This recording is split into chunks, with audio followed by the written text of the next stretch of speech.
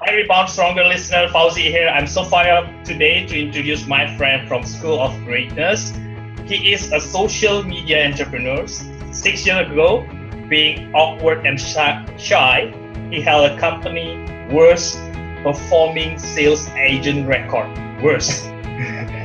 And almost got fired. But he found a mentor and went from having a terrible performance to being among the best, ultimately number one. So 1 year ago, he left his day job to pursue his dream of working for himself. This guy always challenged himself by pushing the boundaries of his own fear. He attributes his tenacity of never giving up to the lesson he learned going out and knocking doors on random house selling door to door. He's been featured in many media, Entrepreneur Magazine, Social Media Examiner, Huffington Post, and he just barely launched his book, which ranked in Amazon top 100 of all books in success category. So his book is called Fish Out of Waters. Interesting titles. The Guide to Achieving Breakthrough and Permanently Transforming into the New You. Please welcome my friends Calvin Wayman. Hi Calvin, welcome to the show. Hey Fauzi, brother, thank you so much for the intro. I'm humbled and thank you for having me on the show. I'm so excited to have you here. And congratulations for launching your book. And within 1 week you made it to the list? Yeah, it happened really, really fast. I had a ton of support that I wasn't expecting because I never had written a book before. And yeah, just having a flood of people coming and saying, that's something I want, it pushed me to the top of that list. So I was super excited. Yeah, I read your book. So very interesting. What I like is the idea is so true. And you put it in such a simple way and put it in interesting analogy. So really useful for me. All right, Great. let's start. Let's start by talking. What's you're grateful for at this moment? 3 things you're grateful for. 3 things I'm grateful for. Yeah. Something I'm grateful for right now, I'll just keep it pretty simple, is number 1, a cell phone. I'll tell you why I say that.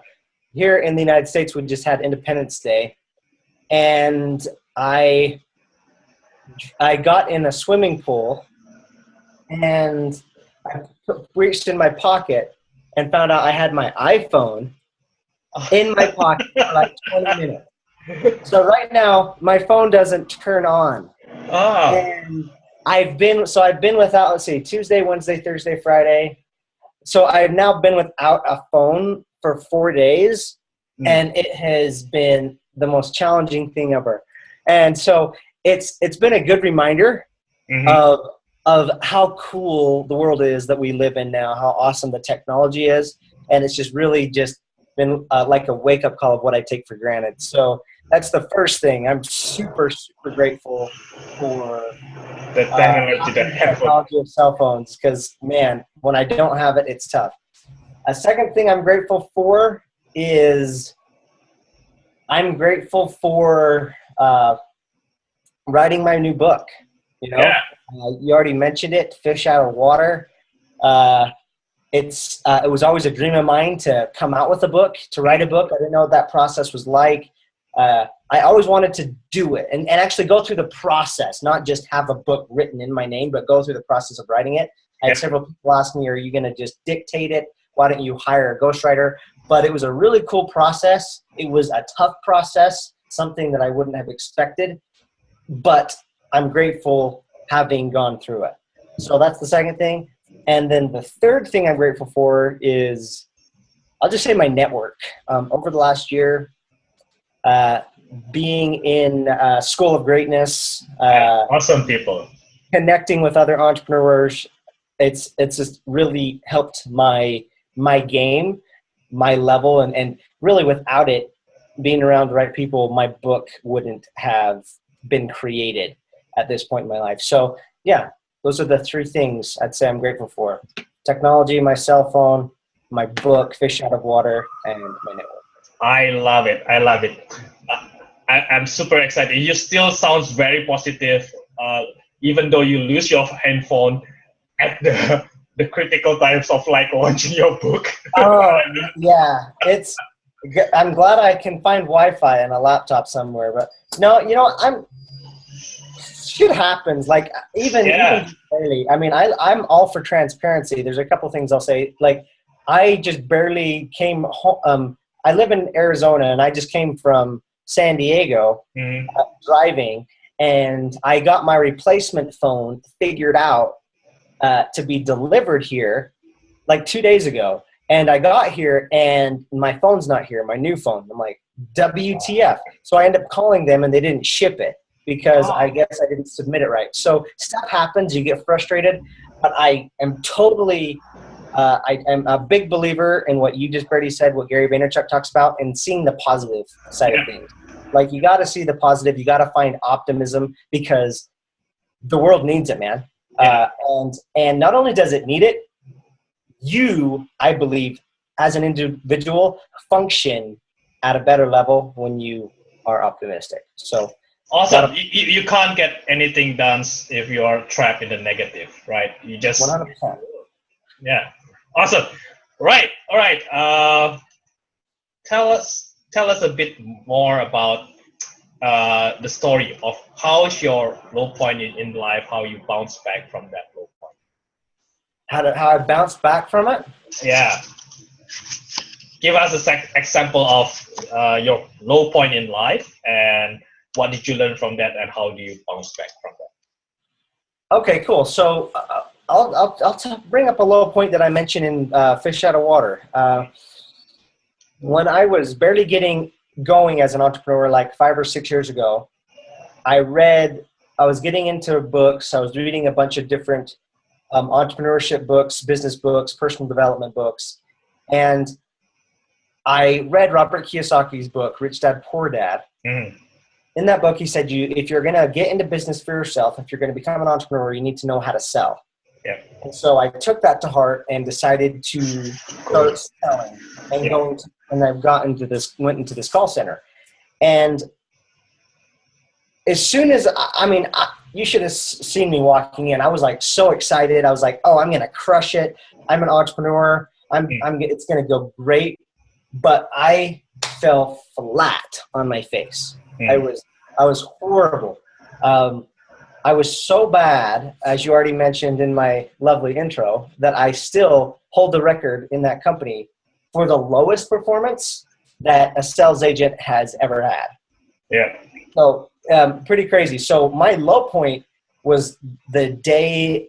I've had many low points, and I don't know if there's just one, but one really big low point was the day I almost got fired. Because I went there to learn how to sell, and then right before my eyes, or right in my life, I was like, oh, I'm not even good enough to learn how to sell. I wasn't there for the money. I wasn't there for the cool job, even though it was a great job. I wanted to learn how to sell, and it was just really my first step into entrepreneurship, and I was like, I'm getting kicked out. And so it was a really tough time. And the thing that I think helped me start pulling out of that, first of all, just the drive and the fire to want to get better, continually taking little actions, studying people, and then finding people that were great and getting around them. I had a mentor that helped me pull through that. And this has been kind of a recurring theme through different pieces of my life is once you hit that low point, can like pick yourself up. Yeah. As cheesy as it sounds, I think it's the Rocky quote. It's like it's not about how hard you can hit. It's how much you can get hit and still get back up. And that's what I think was probably the biggest key. That has been the big key for me is just inching forward no matter what. And one thing I want to say here for new entrepreneurs that might be watching this, I feel like when people. Okay, yes. Yeah, then this is for you, brother. Because as a new entrepreneur, when we hear this story about dusting yourself off, we think that you have to be 100% courageous, fearless, and like so strong, almost like Rocky, and go after it.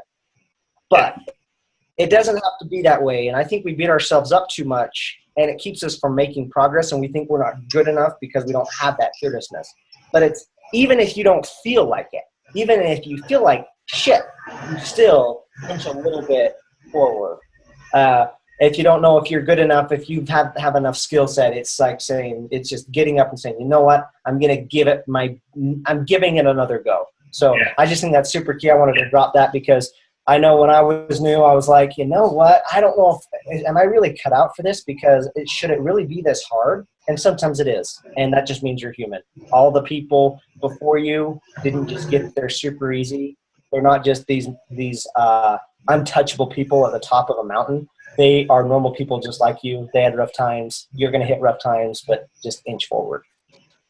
Love that. Yeah, I think similar to that. This is basically, I totally agree with you. Just keep on showing up, keeping taking actions towards your goal. Okay, some action might give you good results. Some actions will not give you good result, but both actually give you feedback, good feedback. Okay, if it's not good, okay, I shouldn't do that, and maybe I need to adjust something.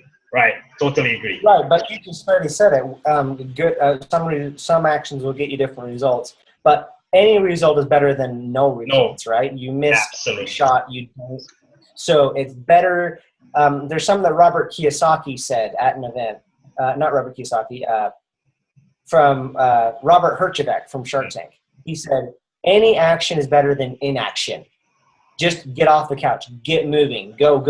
Go is good. Right.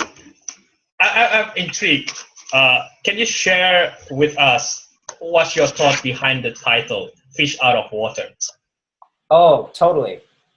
I thought of the idea of the title, Fish Out of Water, came about because I feel like it's a piece of entrepreneurship and a piece of like achievement and goal setting that isn't talked about very much. Mm-hmm. And because we hear, okay, this is where we are, this is where we want to go, and this is like the path to get there. But what I noticed in my own goal setting, like at a New Year comes around, I would set a New Year's resolution. I'd get excited. I'd get progress for a couple weeks. Mm-hmm. Then I would hit this point where it was almost like hitting up against a wall. And I didn't feel the excitement anymore. And oftentimes I would end up slipping back just to my normal everyday stuff, right? Mm. That period, that wall, that little bubble right there is what the whole book is about. It's the fish, it's where you feel like a fish out of water.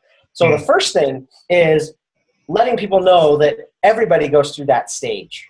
Being a fish out of water is normal. What it means is you're out of your element. It feels weird. You hit that wall because that's not your normal, right? So it feels awkward. You're out of your element, right? Yeah. And that's why you want to retreat back. That's why you want to revert back to your regular routine because that is your normal. Mm. But the tragedy is when you revert back, you're killing all the progress, right? And so it's such a critical point, I think, in achievement and goal setting is that little window where you already know your vision, you know your goal because you've taken action on it. But what do you do when you are a fish out of water where it feels awkward, it feels weird, and you're tempted to just go? What do you do? And so that's what the whole book is about, is to help you get through that. And I think what I believe is it helps you not just get better, but literally shed the skin and step into like a new version of yourself and who you are so that you can show up and do what it takes to be a different person, to consistently achieve and do what you have for your goals. Right. Can you share with us the three principles you mentioned about the overview? Then we can go into the specific in the three principles. But can you give us a overview first? So there's three keys, three principles that will get you through the fish out of water stage to help you transform without reverting back to being what I call a guppy, which is somebody that's just comfortable in their average or their mediocrity. So the 3 keys, first of all, you got to become like what I call a CIA agent. Every successful person becomes a member of the CIA. And CIA stands for consistent, imperfect action. Okay?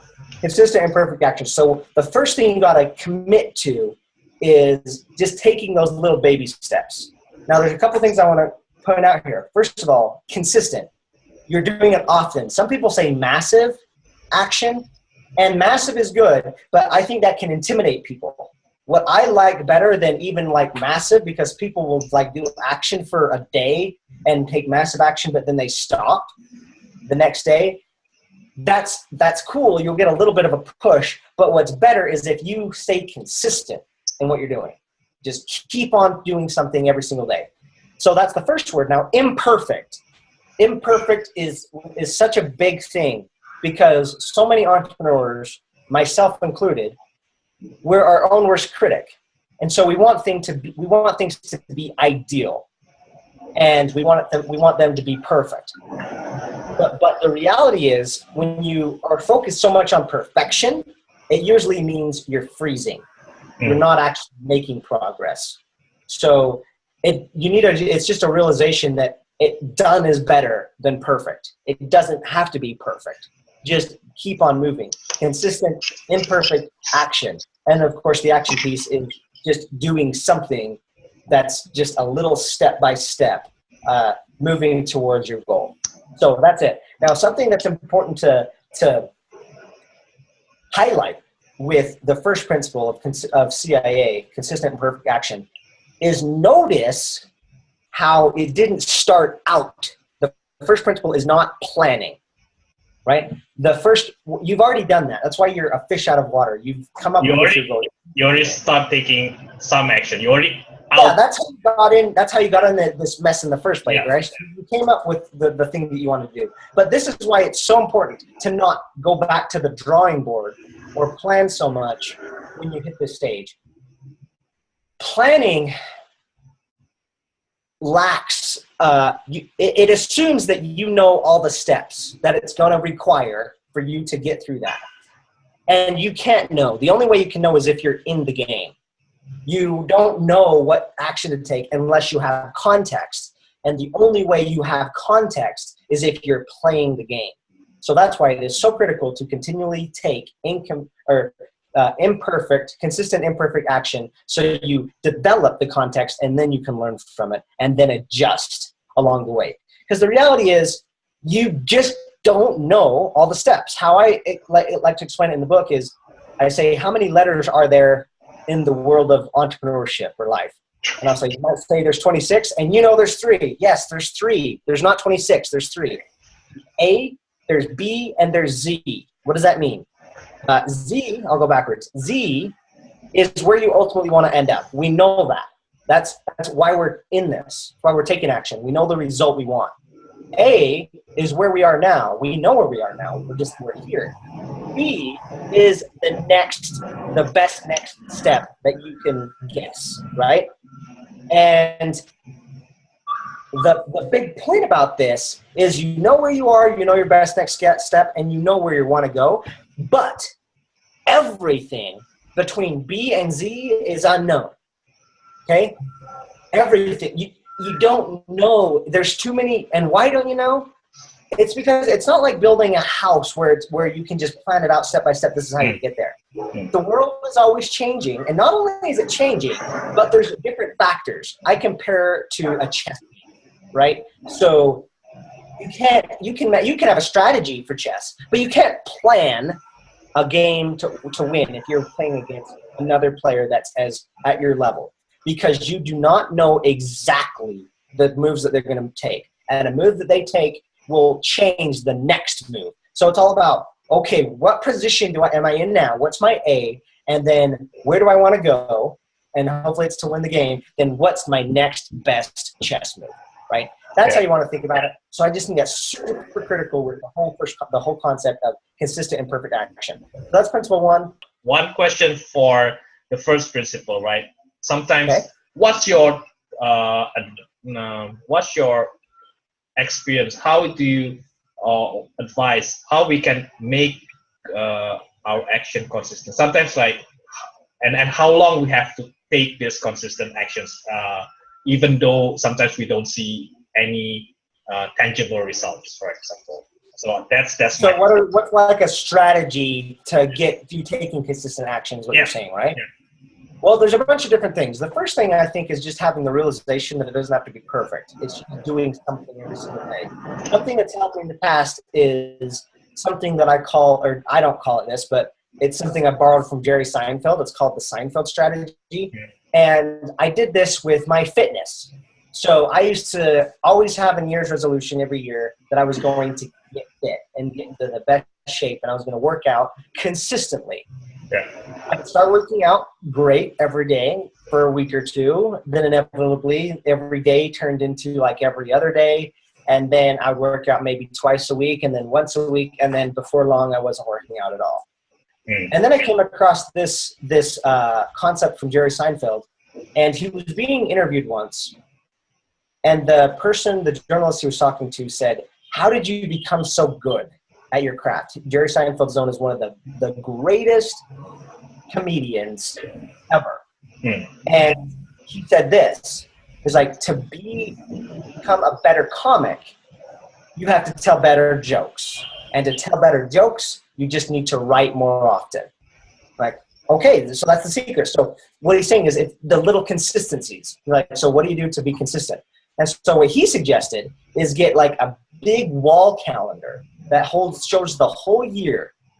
And your job is to do the thing, the action step. And then once you do that action, you put a big red X on that day. Okay? And you can do it for several days in a row. And after you do that, you start to see a chain. And your mind likes to see that chain on the calendar. And then your whole job, you have it in a prominent place where you can always see it. I recommend like a bathroom, maybe your office. And then your whole goal becomes to not break the chain. Okay? And so I've done this. I've done this with exercising. I've done it with doing door-to-door. I've done it with meditation. For example, with exercising, coming up in 2 months, in September, it will be my 2-year anniversary where I worked out 6 days a week, every single day for 2 years straight. And that's coming after always falling off the wagon and not having any consistency with my exercise. So that's just one little thing that you can do for whatever little action you need to take. Start tracking it. Do the Seinfeld strategy. Put up your calendar. Mark a big red X on the day that you do it, and then your whole focus becomes to not break that chain. Great. Yeah. Okay. Let's jump to the second principle. Get schooled. Okay. Cool. So the second principle is get schooled. Now, this book's called Fish Out of Water. So get schooled is actually a fish term. So if you think of what a school of fish, what do schools of fish do? They move in a similar direction, right? So they move in that's what this also. Yeah. So the whole point of get schooled is get around other people like you. That's what you and I did, Fuzzy. I mean, chances are, especially if you're an entrepreneur or if you're aiming higher in your life, it's not necessarily something that every single person does. Not everybody wants more out of life. Not everybody wants to have this high achievement. And so if you always are hanging around people that are going against the grain of you or aren't into personal development or aren't into achievement, then it can keep you not only in a funk, but it can actually drag you down to go back to where they are or to just whatever your old normal was, right? So getting schooled is getting with a group of people that are other fish out of water, other people that are going after similar goals and dreams as you. That's the first aspect of getting schooled. The second thing is get around people that have already done it. I call these guys the sharks. A shark is what you really want to become. A shark is somebody that's gone through the fish out of water stage and they're a pro. They have a completely different normal. They're the people that you could take away their results like their money. And guess what will happen? They'll make it back because they are a completely different thing. It's not just the result, about what makes people awesome. It's who they are. It's why you can give money. You can have somebody win the lottery. And if you've seen studies on this, people that win the lottery oftentimes end up losing it and becoming worse or at the same place they were at the beginning when they first won it. Why? Because they were still a guppy and they weren't really a shark. So you want to find people that actually are sharks, that have gone through it, that understand it, that you can look up to as a guide, but can also mentor you. Like hire a coach. That's what we're basically doing with Lewis Howes with School of Greatness. I have other coaches, business coaches, some of them that I mentioned in my book. They're sharks, and that's what helps you get through that process. So that's what getting schooled is all about, getting around other fish out of water and other sharks. Right. So my questions, what I have in mind is, you talk also about mastermindings, right? Yes. So tell me about your own experience. Like, how do you get to your first mastermind, etc.? Yeah. Go ahead, Calvin. How do you get in them? I was just going to say, I live in Arizona. I just came from San Diego. I was down there for 3 days. The only reason I went down there was to do masterminding, because I've met people that are in business, and the value of connecting with people that are doing the same thing you are. Actually, I did 2 aspects of the Get School. I first met with a shark for 2 hours, and not only picked his brain, but he helped me strategize of what I'm going to do next in my business. I did that, and then I spent the entire evening last night in San Diego masterminding with other fish out of water, other people that are in the game, figuring it out. Yeah. And it's super powerful. What it does is it first gives you the support you need, because being a fish out of water, going after something that's stretching your comfort zone is not easy. And when you see other people that are doing it too, your belief level goes up, because you know if they're in this, if they can do it, then I can do it too. Yeah. So you have that support. And then what we did is we shared what's working right now, what are tools that we can like share from each other, how can we support one another, but what are our challenges and what can we do to overcome them. Masterminding has I can't talk enough good about it.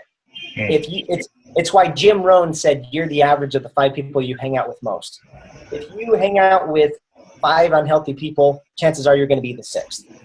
If you hang out with 5 negative people, chances are you're going to be the 6th. But what's super, super cool is if you hang out with 5 rich people, chances are you're going to be the 6th. If you hang out with 5 people that are super health conscious, that you can look up to, they're fit, they look good, they feel good, they're positive, chances are you will be the 6th as well. All right. So for people who doesn't have mastermind or haven't formed any mastermind, maybe how do you find them? Maybe 1 or 2 steps you think they should take. 2 things. First off, the first thing they can do is any influencer that you like, chances are they have a community around them, and those are the people you want to mastermind with. Yeah. For example, Lewis Howes. You and I identified him as an influencer, and we were like, hey, I want to learn from this guy, right? So we found him, and we invested in his course. Yeah. And because we invested in his course, we became a part of this community that was also attracted to him. And what's cool about the people that are attracted to him, we're like-minded. We're in the same waters. We are both fish out of water, right?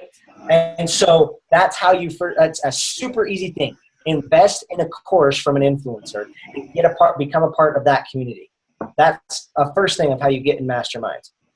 The second thing is to find events that look interesting to you. So if you find an event that has to do with entrepreneurship, if you're into that, or social media, if you're into that, go to those events, because at those events, it also attracts a group of people that are like you. That's how I connected with the people I hung out with yesterday in San Diego. Is we first connected at an event. And then it just grows from there. You're going where the congregations are, right? So go where people congregate. people congregate around influencers. People are going to be around. You're not going to be the only one that buys that influencer's course. You're going to find other people that bought it too. Those are the people you want to hang out with.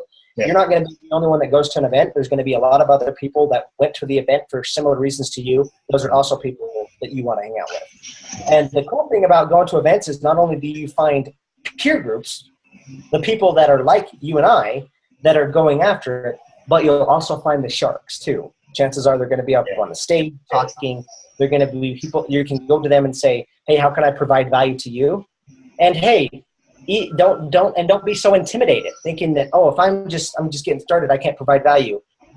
Go with it and say and ask how you can support them, because you can.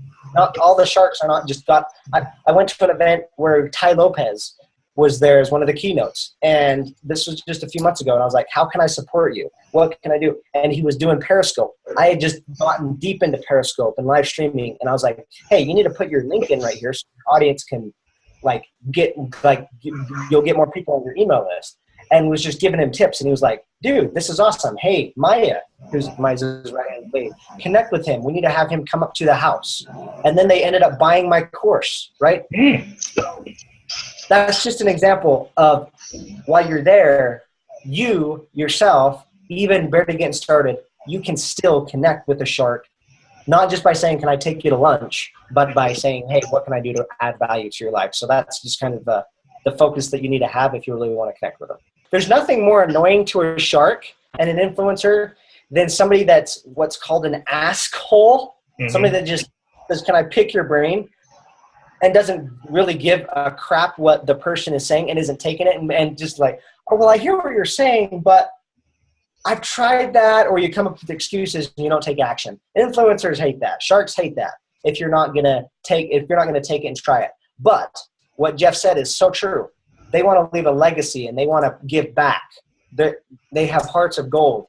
And if you show that you want to give value to them, it shows you have skin in the game. And then if they give you advice and you take it, man, there's nothing more satisfying. So that's just something to keep in mind. All right. Thanks. Okay, let's jump to the third principle. Swim like a shark. And swim is not just swim. Yes. So swim, what is it? Swim is an acronym. Swim stands for S for success, W for words, I for improve, and M for measure. So each of those, I don't know how deep you want to go with each of them. But first of them, success is just doing success in the right way. Because what I've noticed is hanging out with different people, hanging out with sharks versus guppies, and just different people at different levels. The way people view success will define the level that they end up going to. And this is not just my opinion. There's other research on this. Stephen Covey of 7 Habits did some research with this for his book. And what he noticed, here's a big distinction. Successful people, he noticed, focused on different things than unsuccessful people. People that were successful focused on what was inside their control. That's where they put their focus. That's where they put their energies. While unsuccessful people focused on things outside their control. For example, it's raining. If you're an unsuccessful person is pissed because they're focusing on the rain. Well, you can't control that, right? So why get upset about it? What a successful person would do, they can't control the rain, but they can control whether they bring an umbrella or not, right? So it's just such a simple thing. But for me, it was huge in sales, because sales is a numbers game. You need to feel successful every single time you take a call, even though you don't get a sale every time. Yeah. Because you'll get deflated and then it can affect the rest of your calls. And so the only way to feel successful was doing the right things, not getting the right result, doing the right things, because the result is outside the control of your control, right? Successful people want to get the result, and they set it out there, right? But that's not where you put your focus after you set it. Your whole focus is, okay, I'm going to do this. These are the things I'm going to do. That's why you hear the great coaches, like in basketball, always talk about putting their team in a position to win, putting themselves in a position to win. What they're saying is, do the things that you know that if you do these, we're going to give ourselves the best chance of winning this game, right? Because if you do those things, then let the result take care of itself. And so I think that is just super, super key. It's what the best of the best do. They put their focus on the right things. One of my mentors put it this way: focus on the things you can control, create success with those things. What that will do is that will give you confidence, and it will increase your chances of accomplishing things outside of your control, right? And I go deeper into this in the book. That's where anxiety and depression comes from, I believe. What creates a lot of that anxiety is when you're focusing on something like the past or even worrying about the future. The only thing you can do something about is right here, right now, in this moment, with what you've got. And when you do that, I think you just feel empowered. One little an aside that's a cool little incentive to this, what Stephen Covey discovered in 7 Habits is when successful people focused on things outside their control, something interesting happened. What was in their control actually started to shrink. And I didn't talk about this too much in my book, but Stephen Covey talks about it. You start to feel even less confident, less in control, and you start to feel even more anxious. But the flip side of that, what's super cool, is when people focus on what's inside their control, their circle of influence actually expands, and it gets bigger. And so the things that were typically just outside of your control then become in your control, something you can do directly about. It's a super exciting concept. I freaking love it. And it's just what the best of the best do. So find out what something that's 100% in your control, and that's where you want to put your focus. Awesome. I'm pretty sure we'll be here for another 3 hours if we really go deep into your books. There's a lot of more stuff. There's like mentorship, accountability. So where people can get your book? The best place, it's on Amazon, Barnes & Noble, wherever books are sold, really. The best place is to go to calvinwayman.com/book. calvinwayman.com/book, just my first and last name.com /book. And it's all there. You can see all the different, whatever promotion I have going at the time. And yeah, that's where you can get it. Awesome. And I got 5.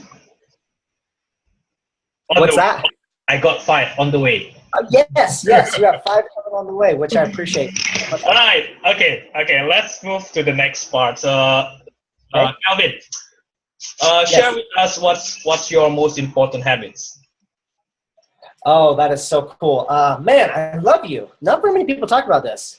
And habits are freaking huge, I think, because it's what gives you the stability and the control. It actually feeds off onto the concept of how successful people view success. So one of my most important habits is the consistently working out and exercising, staying healthy. Not only do you feel better, but I think that if you get in control of your body, that's just the very beginning to feeling like you just have stability and you can do other things around you. So no matter how chaotic life gets, I want to do some form of exercise every single day. That means even when I get sick, I do a little bit of exercise. Even when I'm on vacation, I do a little bit of exercise. When I feel great, I do a little bit of exercise. When the day is busier than ever, if I'm at an event, I always do a little bit. Why? Because that's proving to myself that I'm in control of this vessel. And I just think everything flows from it. It's a similar concept that I think I've heard from Tim Ferriss on his podcast. And that, like, one of the things he recommends is like making your bed first thing in the morning. I don't technically do that, but the concept is the same. And that is, do the little things that you can get that build momentum in your day. Yeah. And so doing that is super, super huge for me. Exercising. The second thing that I've gotten into over the last year is meditating. And meditating has been super key. There's 2 tools I can give you to help with that I'll share. But meditating, again, is keeping you centered even though there's chaos. When I first got into meditation, the honest truth is I hated it. Because I not only, like, I've always heard people talk about meditating and how it makes you feel calm and chilled out. I got more anxious from meditating, which was kind of the opposite of what it's supposed to do, right? But what I realized was there were so many thoughts going in my head, and meditation caused me to just like notice them and deal with it. And it created some anxiety at first, but it made me realize how they were affecting my life. And then what meditation does is it trains your mind to not jump to conclusions and not get distracted so quickly. And so you just start observing them and allow yourself to realize that, oh, this is a thought about this, and just let them float on by like clouds in the sky.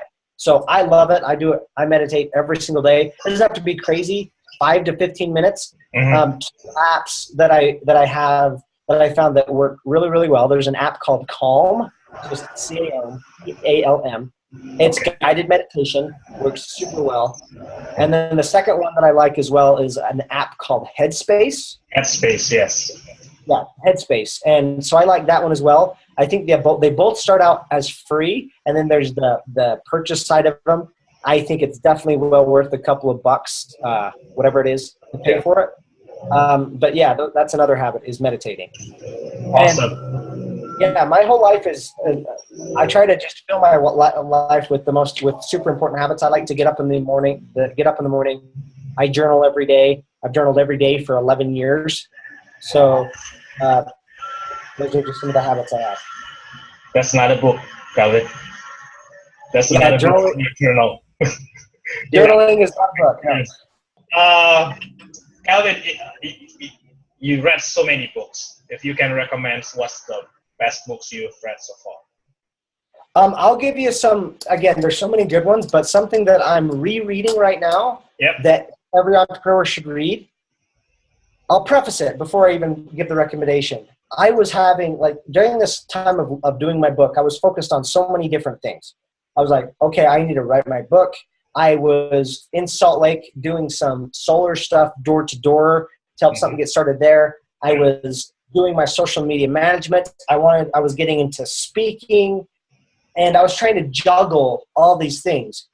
And a thought hit me one day when I was feeling like more overwhelmed than normal.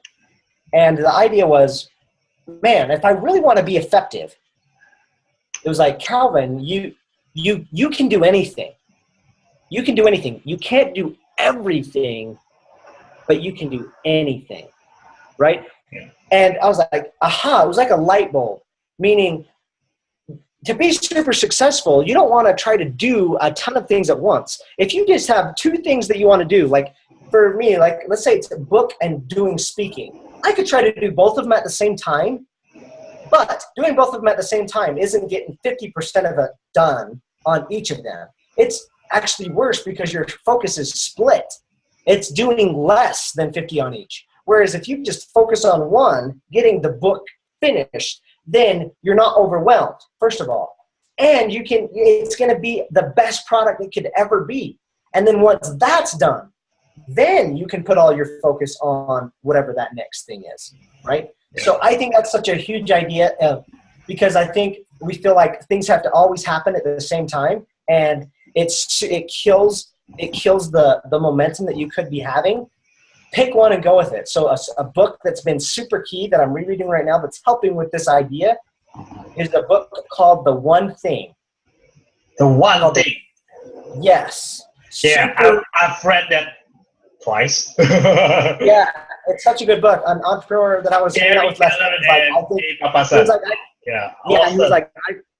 he was like, I think we all should read this book like once a quarter. Yeah. That's super, super important. I love that book. It's been very, very useful for me. Love it. Love it. We're in line. One of my top books. Yeah. Right. Where do you see yourself 5 years from now, Calvin?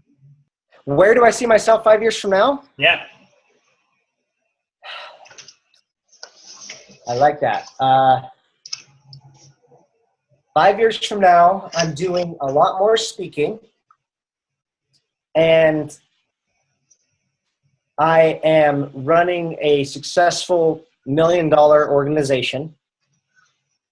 And I'm getting into investing. That's what it is from a business standpoint. But at the same time, I'm creating more impact. Something we haven't talked about much here is I have a YouTube show called Millionaire Case Study, where I'm documenting my journey from zero to my first $1 million.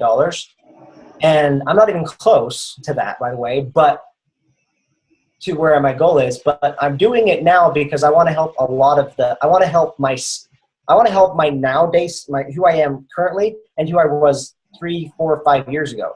And all these entrepreneurs that are coming up. Because for me, it's been a huge realization over the last year to realize how normal successful entrepreneurs are, meaning how they're just normal, everyday humans that you can like poke them and they're like real. Like getting to hang out with people I already mentioned, like Robert Herjavec from Shark Tank, Gary Vaynerchuk, Ty Lopez, Russell Brunson, Nick Unsworth, all of these high-level people, Sean Stevenson. You just realize that we're all like human, and they struggled. They went through the process, and so my vision over the next 5 years is being able to help more new entrepreneurs realize that, because I didn't realize it growing up. I was like, oh, they're just these things they're just these aliens almost from another planet that I don't know if I could ever become. And no. They started out the same way. They didn't have any idea what they were doing when they got started, literally. And they started taking inconsistent, imperfect action. They got around the right people. They helped their mindset and just kept moving. And that's what helped them get to be where it is they want to be. So I want to share that message more and more over the next several years. Awesome. One final question. What's your definitions of courage, Calvin? My definition of courage is feeling the fear and doing it anyway. So that is so huge, because some people talk about being fearless. I don't know if being fearless is a real thing. Maybe it is, but don't set yourself up for failure in this area as a new entrepreneur. If you feel fear and you're like, holy crap, this is scary, recognize that it's fearful, but just take a step in that direction anyway. You're a badass if you can do that. If you can do little things to stretch it, like I have a ton of respect for people that dominate whatever level they're at, but who I really respect is that feels like, oh my gosh, this feels heavy, I can't do this, but you just look in the face of the fear and do it anyway. That is courage. There's a couple, you could do things to help you get out of that comfort zone.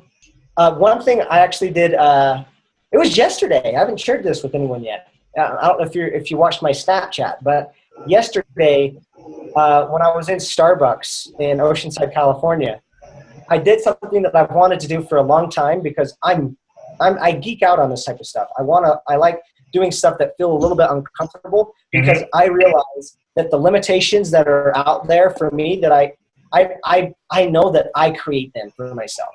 And so I try to peel off these little layers of fear and things that make me feel embarrassed or limited.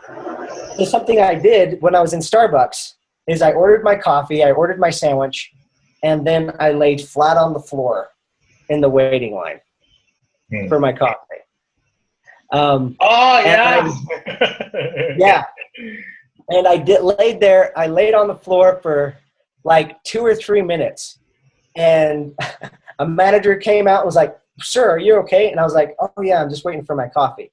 And I just laid flat on the floor, and then I heard people whispering, and the inside of me was like just vibrating. I was like, "Holy cow, this is so crazy! It's such a socially awkward thing." And then the best part was I heard a barista talking to one of their colleagues saying, "Is he okay?" And the other barista was like, "Yeah, he's fine. He's just waiting for his coffee." And so whatever you can do, that's just one little thing, because it just shows you how our social norms and everything like limit us, and we think the world would end. We would never think about doing that. But after doing it, you're like, you know what? It wasn't that bad. Yeah. You know, nobody was hurt. So that's what courage is. Recognizing the fear is there, allowing yourself to even feel the fear, feel it, see that it's there, but just do it anyway. All right. I mean, awesome. You're so generous in sharing your thoughts, your message in the books, and you're sharing it here also. So I really appreciate your time, Calvin, and it's such an inspiration. So Calvin, the new shark who has got out of water, transformed himself from. Oh, I'm still a fish out of water. That's for sure. I'm not where I want to be yet. All right, so, but making waves. Making waves. Yeah. All right. Yeah. Thank you so much, Calvin. Thank you for being generous with your times and your advice. And I'm pretty sure just for the Rebound Stronger listeners, you can get Calvin's book at calvinwayman.com/book. Yes? Yep, you got it. calvinwayman.com/book. Or go to Amazon. And I have 5 books for the listeners later. I will post in the Facebook or in the podcast episode of how you can get this book from Calvin. Thank you so much, Calvin. Awesome interview. I'll wait for this episode to be published. Hey, thank you so much, brother. I appreciate the love, and I thank you for inviting me on.